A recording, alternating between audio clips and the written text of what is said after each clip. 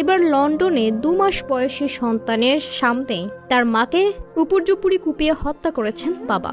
হ্যাঁ দর্শক, এবার লন্ডনে এক বাংলাদেশি সিলেটের মেয়ে স্বামীর হাতে খুন হয়েছে। একসঙ্গে 2 বছর আগে বাংলাদেশি যুবক হাবিবুর রহমান মাসুম ও কুলসুম আক্তার শিউলি লন্ডনে পড়তে যান। এর আগে তাদের মধ্যে বিয়ে সম্পন্ন হয়, কিন্তু তাদের সেই সম্পর্ক বেশি দিন স্থায়ী হলো না। ইংল্যান্ডে যাবার 1.5 বছরের মাথায় তাদের ঘরে এক কন্যা সন্তানের জন্ম হয়। জানা যায় ইংল্যান্ডের ব্র্যাডফোর্ড শহরে হত্যার শিকার হয়েছে বাংলাদেশি গৃহবধূ কুলসুম আক্তার শিউলি। তার বয়স 27 বছর। 6 এপ্রিল বিকেলে হত্যাকাণ্ডের ঘটনা ঘটান স্বামী হাবিবুর রহমান মাসুম। তার বয়স 25 বছর। রোজা রেখে ইফতার করার সুযোগও পায়নি কুলসুম আক্তার শিউলি। নিজের 2 মাস বয়সী সন্তানের সামনে ছুরিকাঘাত করে হত্যা করেছে স্বামী হাবিবুর রহমান মাসুম।